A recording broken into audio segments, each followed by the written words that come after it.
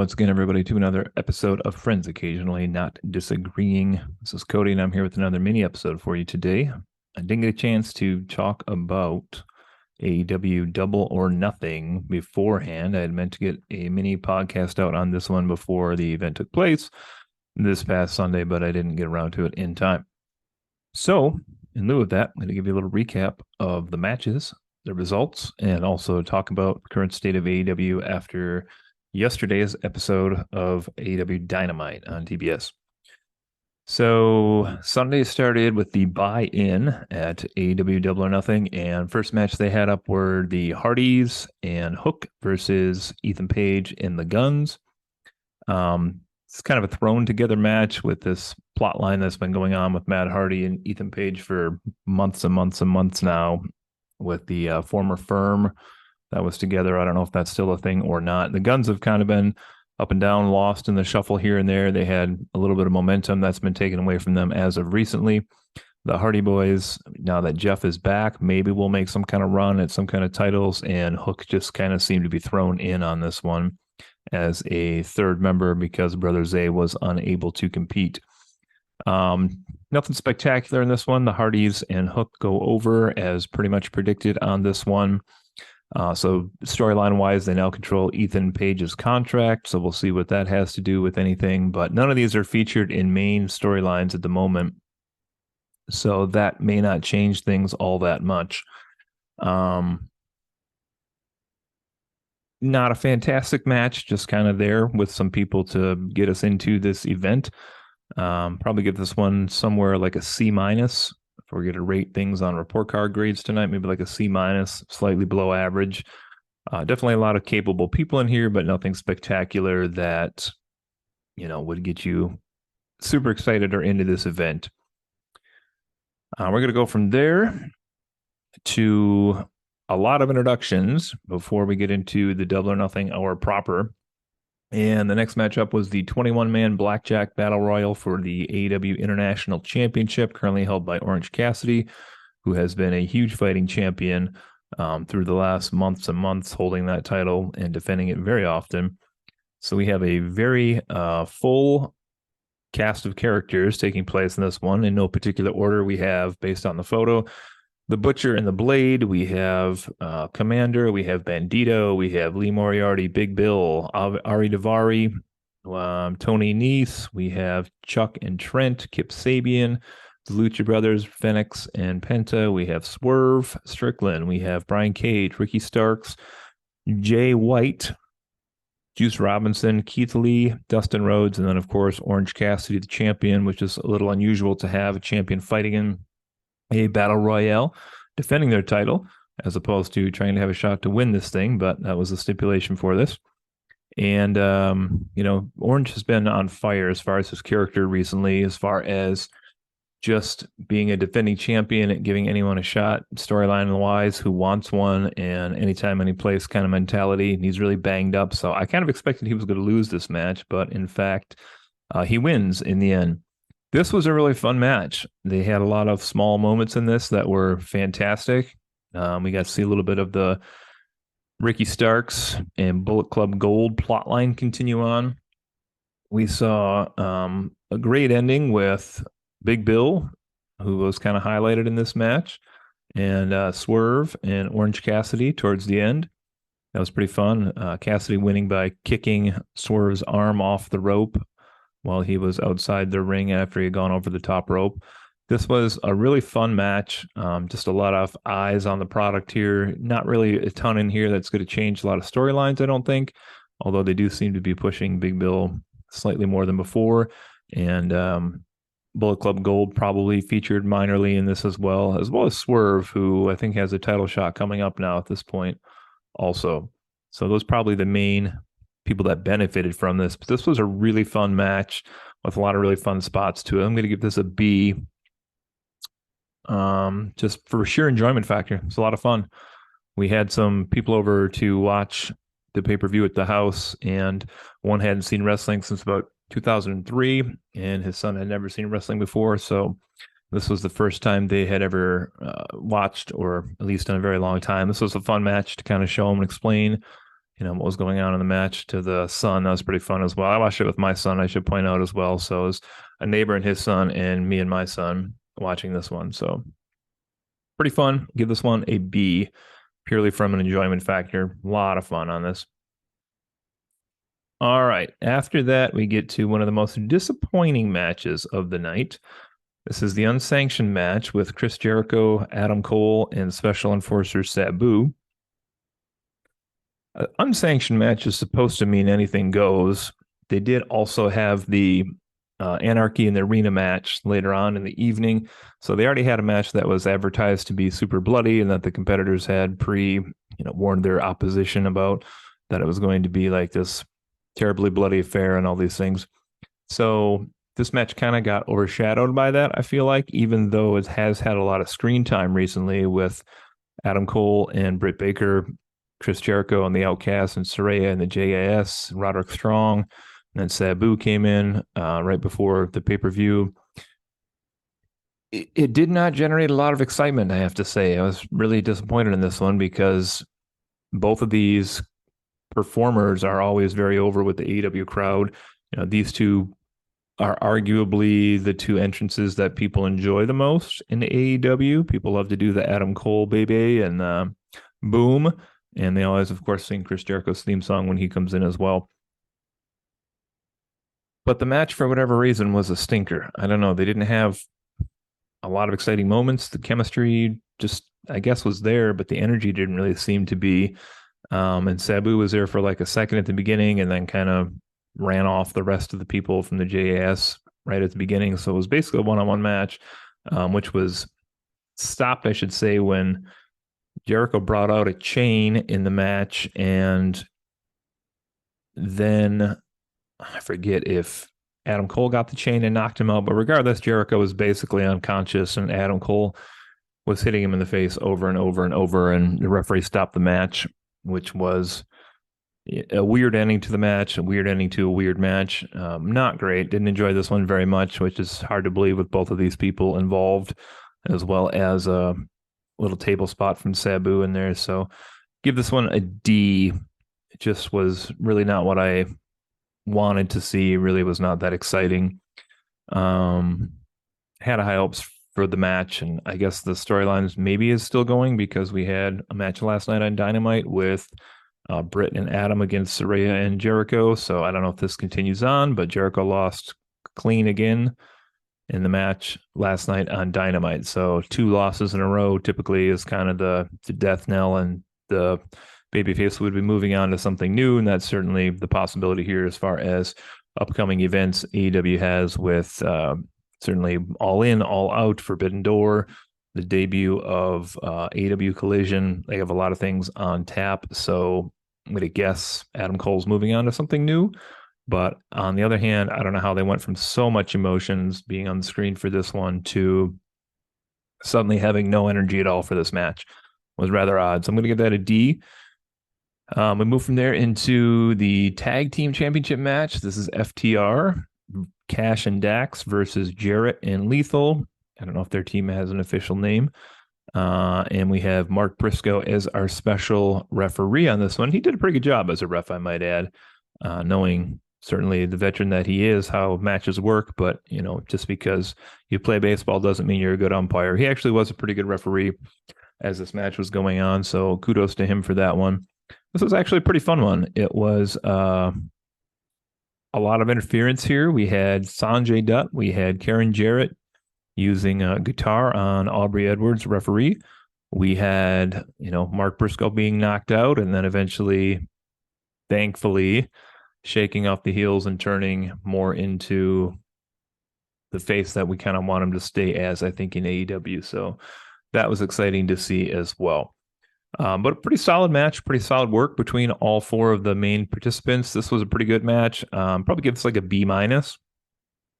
This was hopefully the end of the push for Jay Lethal and Jeff Jarrett. I know they have that little click going with Satnam Singh and this drama with Mark Briscoe. I'm hoping this moves on past this.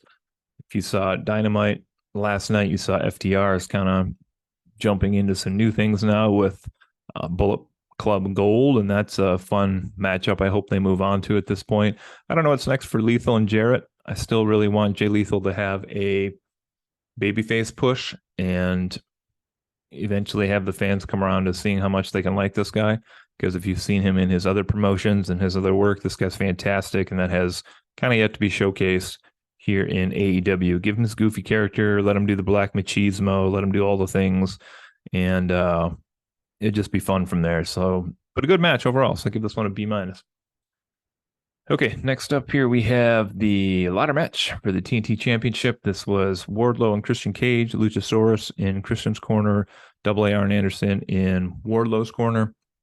And this is a pretty decent match, actually. It started a little bit slow, but Wardlow took some risks with some of the moves he did that were pretty exciting. And Christian, master of the ladders to begin with, but it was really Wardlow who took all the big shots on the ladders. One of the really memorable moments of the entire match was Arn Anderson biting Luchasaurus's finger off, or just at least biting it and hurting it severely to where Arn Anderson had a mouthful of blood dripping down, and Luchasaurus was kind of crying in pain and nursing his now seemed to be pretty severely bleeding thumb. But it's fantastic. Arn has really been revitalized since he's been back with Wardlow in this storyline, and gives him a chance to cut some promos and, put some of that wisdom on Wardlow, who probably still needs a little bit of that mouthpiece to be successful in AEW. He's still a capable wrestler, and the fans seem to have come back around to him at this point, but it is not his strongest suit to think about his interviews and how he speaks on the microphone in general. So that's been good. But solid match here. Wardlow wins. So Christian Cage continues to just kind of, do the deeds and feed people as they continue their championship runs, or whether it was the Jack Perry feud or whatever. But Christian's been pretty selfless as far as helping put over younger talent, which really should be their role as veterans at this point. But you don't always necessarily see that, so it's kind of refreshing. Pretty solid match here. I'll give this one like a C plus. It was better than I thought it would be. It's not a match I was excited about, but turned out to be okay, and didn't mind it at all. Okay, then we get to what was an odd decision at the time, I thought, but in retrospect wasn't, if you see how this whole card plays out. But they chose to have the AEW World's Women's Championship match next, which I was super curious why they would do that before the TBS Women's Championship match, because, prestige-wise, this one should have been on later in the card and just simply wasn't. So why did they have the World Championship match first? We have Jamie Hayter defending champion, and she has been super popular with the crowd, but has been dealing with an injury and also hasn't really been defending that title very much at all, probably because of the injury, which is unfortunate. And a little serendipitous here, we have her against Toni Storm, who was the women's world champion a while back, and she was one, if you recall, had that interim label on her where her reign initially wasn't recognized. Did not expect her, of anybody from the Outcast, to be the one to win the women's world championship. I would have put far more money on either Ruby or Saraya being the person that was going to take this one. So a bit of an odd match, and it was kind of thrown together within like the week and a half before the pay-per-view, which was a little odd too. Super short match here. This is just a complete squash. We had, a couple little moments with Britt Baker, DMD, and also Karu Shida coming down in this one, but eventually the outside interference of Ruby and Saraya were run off, and it was unfortunately a very quick squash match where the title changed hands. So we have our first title that changes hands on this one to Toni Storm being the new champion. Bit of a surprise. I have to say I was pretty shocked at this, and really almost kind of feel bad for Jamie Hayter. It makes me think her injury must be a lot worse than we think it is, because it seems as though she was really unable to go in this one. So we have a new champion, but definitely not somebody I would have guessed. So that's very surprising. As far as what I give this match for a grade. Wasn't a great match and kind of a confusing outcome. So, unfortunately, I'm going to give this one like a C minus, just because I wouldn't have saw it coming, and it's definitely not something I would have picked to have happen. But there has to be some reasons behind the scenes for this one for Jamie Hayter to lose that title already at this point. Okay, next up we had the World Trios Championship match, which was an open challenge, which is a little weird for a pay-per-view to have an open challenge unless you're going to bring like somebody new into the promotion or have something really revelatory happen in that match. What we get instead here is the House of Black defending against what turned out to be very predictable here, the Acclaimed and Daddy Ass. And they were a good matchup actually between the two teams here. Brody King is so big, and he's been kind of this brute force, chanting with the crowd "ho ho ho" over and over. And his size matched up really well with Billy Gunn, who people always forget, and I always forget, is as massive as he is compared to a lot of the wrestlers in AEW. And then you have Malachi and Buddy, and they matched up pretty well with Max and Bowens. So good match here. Good rap by the Acclaimed on Buddy and his real life wife, Rhea Ripley, over in the WWE. This was a pretty fun match. I really enjoyed the House of Black. I don't think they've had their best possible feud yet. I hope that day is still in front of them. They do retain here, beating the Acclaimed and Daddy Ass. And hopefully we get into a longer feud with someone at this point. This is also an odd team because as much as I like them, I'm still never really sure, such as other people in AEW, if I'm supposed to be cheering or booing this team. I just don't know. I enjoy them considerably. Their entrance is awesome. Julia Hart has finally won me over with her character that she's been playing, kind of like a witch with these long nails. And the wrestlers in this stable are just so capable with their move set and their crispness and their brutality and their personas just being so different and so cool. And I don't know. I just feel like they have more they can offer yet. So we need to build up some kind of long feud, I think, with these guys and somebody else. I don't know who that would be top of my head. Maybe that's like the Elite or somebody like that. They've already done the Lucha Brothers. I guess the Acclaimed could make another run at this if they really wanted to. But you really need to pick a team that's either big time babyface or big time heel, and then go from there, because that would be kind of fun just to see this team in a longer feud. They don't get highlighted as much on TV as they should either, but that's a larger problem we have with some of the TV time at AEW, and hopefully the Saturday show looks like it might fix that. I think this House of Black trio is going to be on the new Saturday show for the most part, where they're going to have some other hosses to fight against in there, Miro and Samoa Joe and some other people that would match up with Brody King really well. So there's some potential there that we may have some good matchups for some new opponents for them. But fun match overall. I love the lighting they do when they do these House of Black matches, the open rules match. So I give this one like a B minus. Pretty fun match though. All right.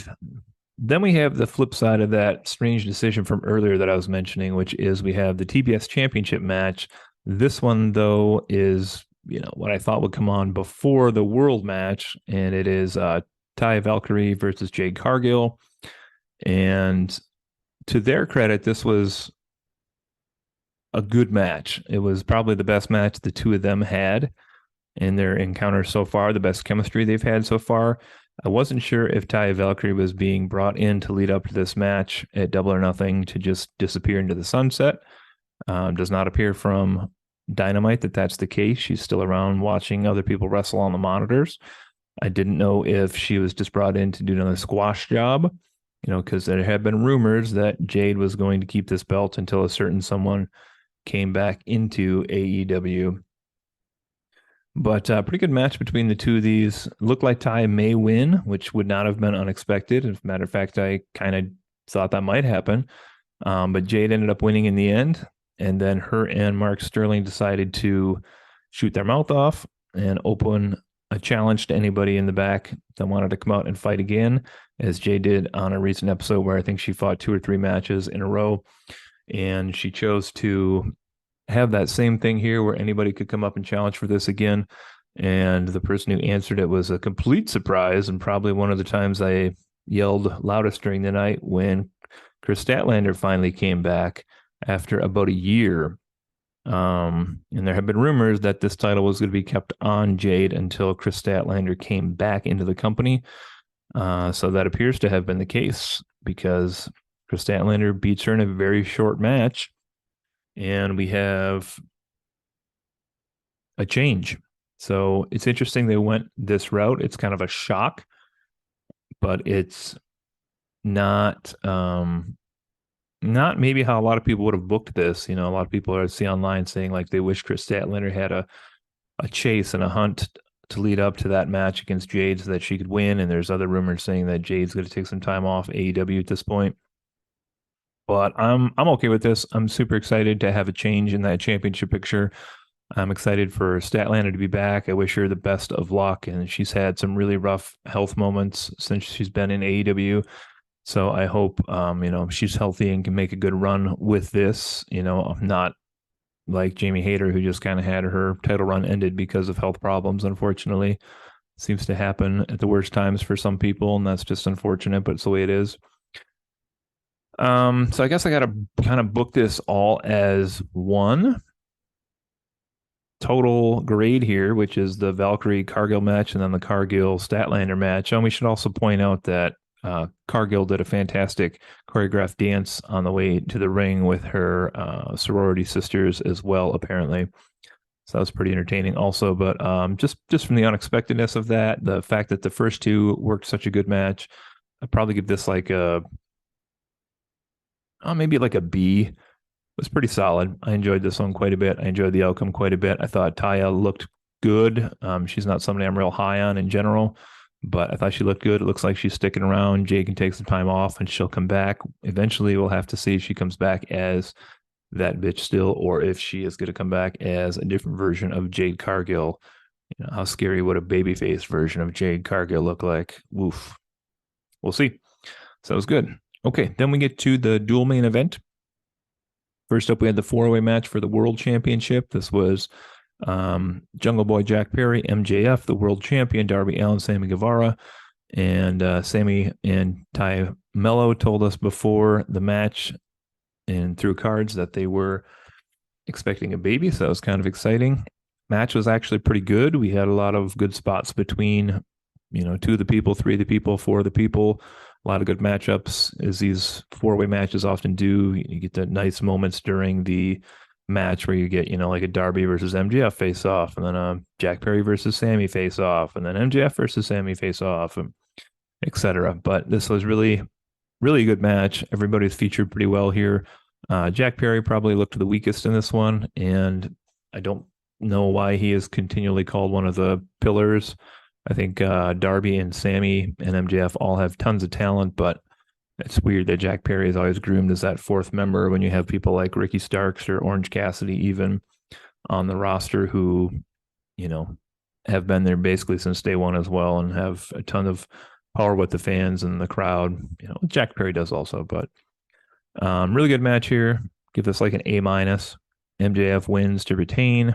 And I did not watch the media scrum afterwards, but apparently said that he is looking for somebody new to fight. So we'll see if it's over with these 3 chasing the title, if that was just a storyline and we're done. And who does MJF go after next? I heard a lot of people say it's going to be CM Punk. I don't think so, because we've already done that. And it wasn't that long ago, about the last time that we had CM Punk around, actually, and MJF was involved in that whole mess. But my money is still probably on Adam Cole being the next guy. And then where they go from there, we'll have to see at that point if they're going to go with Adam Cole as their face, or if MJF's going to become, kind of a Ric Flair-ish dominant heel champion who just doesn't lose the belt. Great match, though. Showcased everybody really well. Give this one an A-. Okay, main event time. So I actually thought that was going to be the main event. So I was a little surprised at this as well, where the main event on the pay-per-view was announced as Anarchy in the Arena. This is the Blackpool Combat Club, Moxley, Danielson, Claudio, and Yuta versus the Elite, Hangman, Omega, Nick, and Matt Jackson. And this was all over the place. It was as advertised, at times bloody. They had a barbed wire, they had tacks. Matt Jackson took a really memorable stomp onto the tacks with his bare foot. We had some kind of exploding kick from Matt Jackson also into, I forget whose face it was, into Moxley, I believe, which I've never seen that before. That was probably the other time I screamed the hardest during the night, just like, what the hell did I just see? Pretty crazy stuff. We had people fighting all over the arena. We had a pile driver in the back of a pickup truck in the parking lot. We had crazy stuff happening inside the match and outside the ring and all over the place. We had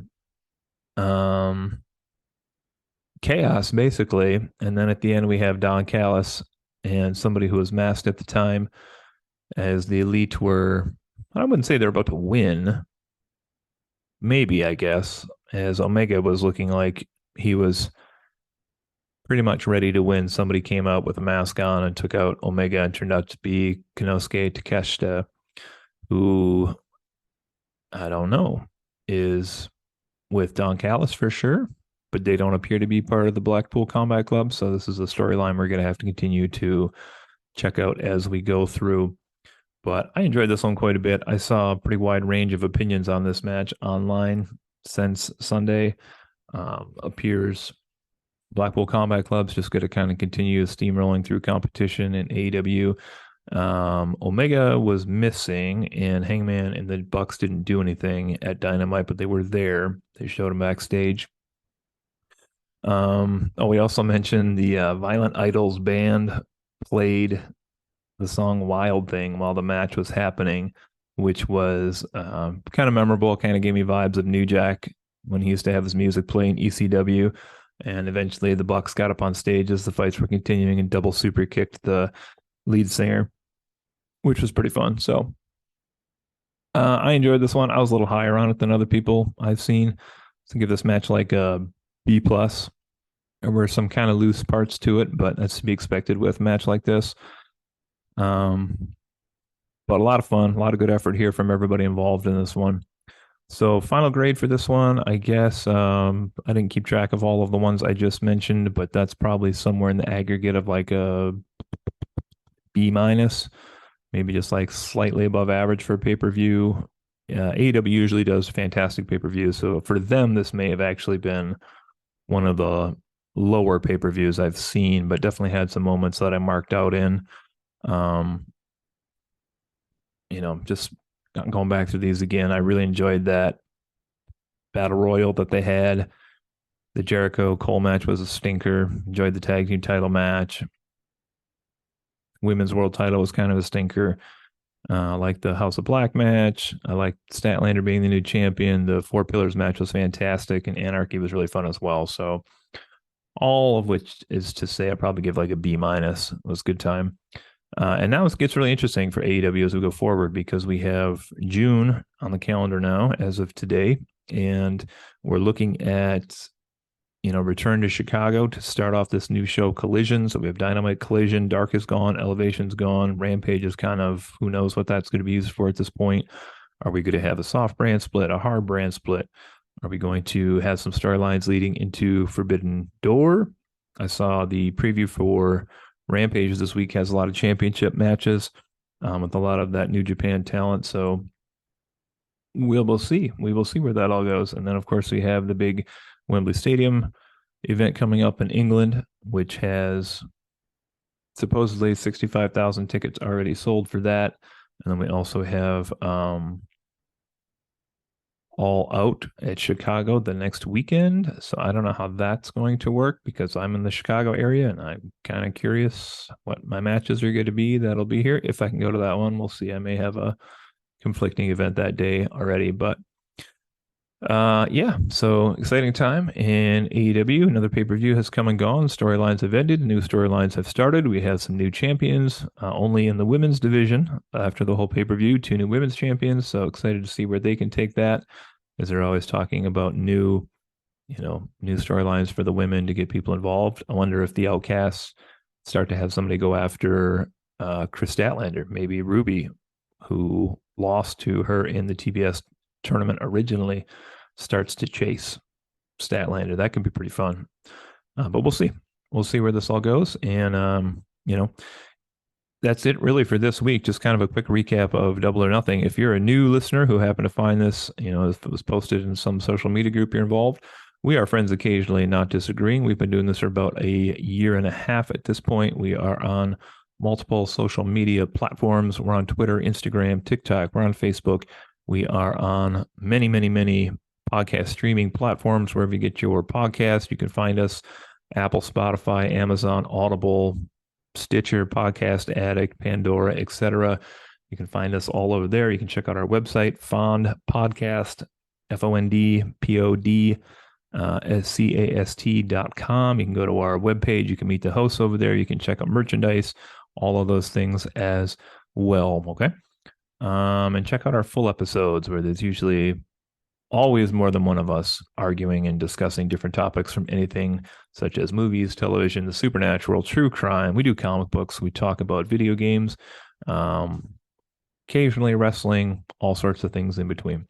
All right. Hope you enjoyed this episode, everybody. Tell a friend if you like us. Give us a subscription. Give us a rating on whatever it is that you listen to your podcast on. Till then, this has been Cody. Thanks for listening to Friends Occasionally Not Disagreeing.